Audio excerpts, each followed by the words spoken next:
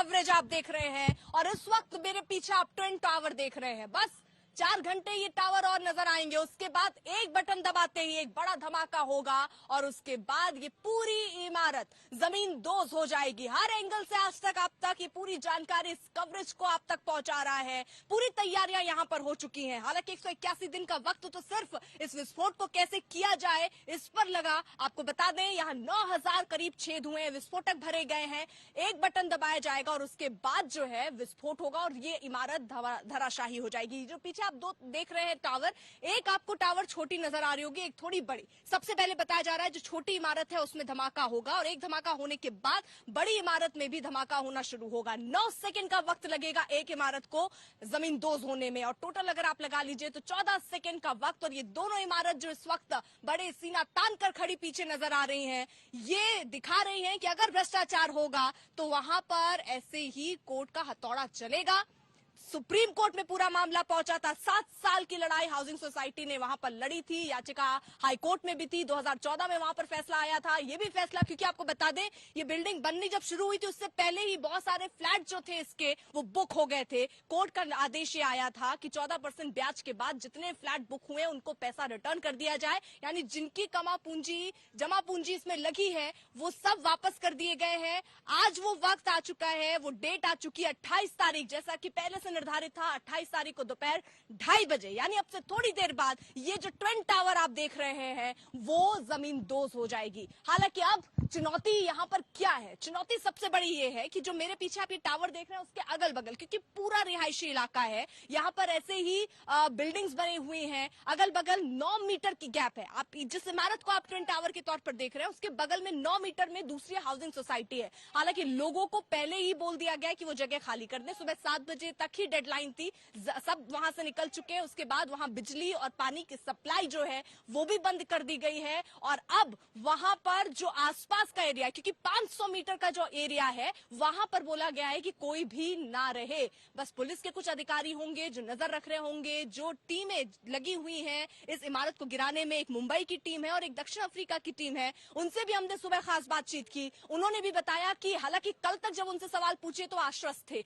लेकिन आज वो कह रहे हैं थोड़ा सा नर्वसनेस वो भी फील कर रहे हैं, क्योंकि इस समय एक बड़ा धमाका जिसकी तैयारियां यहां पर हो चुकी हैं। आपको बता दें नो फ्लाई जोन भी यहां पर रखा गया है जब ये धमाका होगा उससे 1 घंटे पहले तक। साथ ही साथ एक्सप्रेसवे, अगर वहां से आप गुजर रहे हैं तो आपको बता दें 1 घंटे के लिए एक्सप्रेसवे को भी बंद किया गया है एहतियाती, और लोगों को भी 500 मीटर की रेंज में बैरिकेड लगाकर आने जाने से भी रोका जा रहा है। जिनके घर हैं वहां पर उनको भी कहा गया है कि वो अपने घरों को छोड़कर सुरक्षित जगहों पर चले जाएं।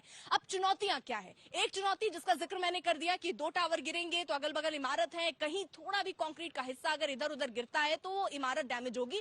कोई इंसान वहां नहीं होगा तो और किसी तरीके के नुकसान नहीं, लेकिन इमारत को नुकसान हो सकती है, लोगों का आशियाने बने हुए हैं उनको नुकसान हो सकती है।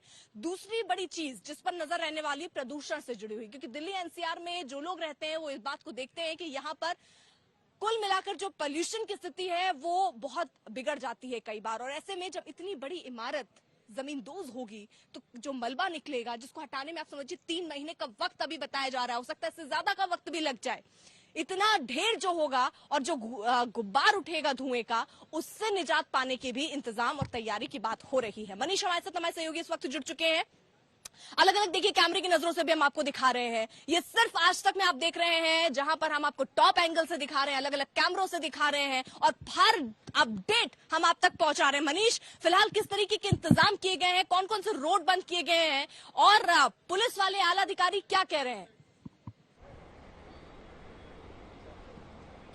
देखिए अब महज 4 घंटे का वक्त बाकी रह गया है और 10:30 हो रहा है। 7 बजे सुबह सारे रेजिडेंट्स को वहां से निकलना था जो भी एमरॉल कोर्ट के थे या फिर जो एटीएस विलेज के थे, और 10 बजे के आसपास जो भी सिक्योरिटी गार्ड सोसाइटीज के हैं या फिर मेंटेनेंस के लोग हैं उन सबको भी 10 बजे निकलना था। उनका निकलना वहां से शुरू हो गया है, मतलब एक तरह से नो मैंस लैंड के रूप में उसको अब डेवलप करना शुरू कर दिया है प्रशासन ने, पुलिस ने। सबसे बड़ी बात कि जो वक्त है जैसे जैसे आगे बढ़ रहा है तैयारी और तेज होगी। 12 बजे के आसपास जितने भी यहाँ पर विस्फोटक लगाए गए हैं उन सब की जांच की जाएगी और 12:30 बजे से दोनों टावर्स के बीच जो विस्फोटक है उनके तार जोड़ने की जो कवायद है वो शुरू हो जाएगी। कुल मिलाकर तैयारी अब जोर शोर पर दिखाई पड़ रही है।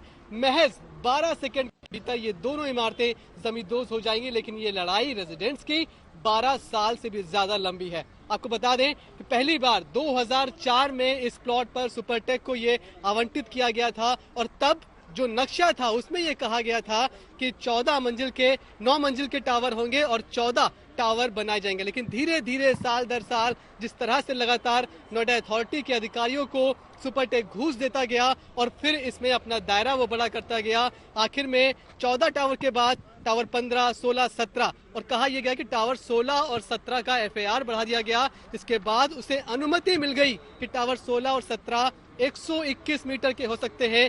यही वो 2 टावर हैं, टावर 16 और 17, जिनके FAR को गलत तरीके से बढ़ाकर ना सिर्फ ये दोनों टावर खड़े किए गए बल्कि इसको इतना ऊंचा बना दिया गया। साल 2009 में एमराल्ड कोर्ट के लोगों ने सिर्फ इसीलिए RWA का गठन किया ताकि वो इसके खिलाफ कोर्ट जाएं, एक लंबी लड़ाई लड़े। हालांकि RWA बनने के बाद सबसे पहले वो लोग पहली कंसर्न अथॉरिटी यानी कि नोएडा अथॉरिटी के पास पहुंचे और कहा कि ये गलत है, इसको आप हटाइए।